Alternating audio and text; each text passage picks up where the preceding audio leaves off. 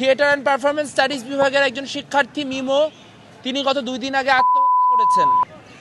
সাধারণত আত্মহত্যাকে কোনো কাঠামোগত সংকটের জায়গা থেকে বাংলাদেশে দেখা হয় না, কিন্তু মিমোর যে সুইসাইড নোট, সেই সুইসাইড নোটে এটা স্পষ্ট যে তিনি ক্ষমতার ভারসাম্যহীনতার একজন শিকার হয়েছেন। তিনি ক্ষমতার ভারসাম্যহীনতার একজন শিকার, একজন ব্যক্তি। কেন এ কথা বলছি? কারণ আপনারা জানেন মানুষের মধ্যে নানান রকম ব্যক্তিগত সম্পর্ক থাকতে পারে, সভ্য সমাজে সেগুলি নিয়ে তদারক করতে যাওয়া আমাদের কাজ না।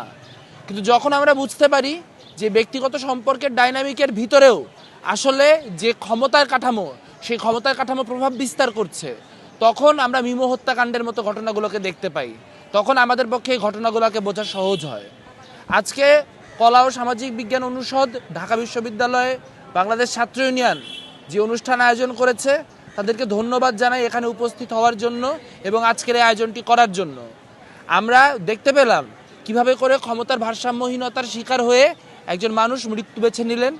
এখানে খুব স্পষ্ট করে বলতে চাই যে শিক্ষাঙ্গনে শিক্ষক এবং শিক্ষার্থীর যে সম্পর্ক, সেই সম্পর্কের ক্ষমতায় যদি এক ধরনের ভারসাম্য না আসে, তাহলে এই ধরনের হত্যাকাণ্ডগুলোকে আমরা ঠেকাতে পারবো না।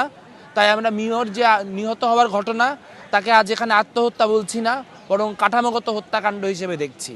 এবং সেই কাঠামোগত হত্যাকাণ্ডের সর্বোচ্চ যে বিচার, সর্বোচ্চ সুষ্ঠু যে বিচার, সেই বিচারের ব্যবস্থা বিশ্ববিদ্যালয় প্রশাসনকেই করতে হবে। বিশ্ববিদ্যালয় প্রশাসন এই দায় পুলিশের বা প্রশাসনের, রাষ্ট্রীয় প্রশাসনের, এই কথা বলে কোনোভাবেই দায় এড়িয়ে যেতে পারে না।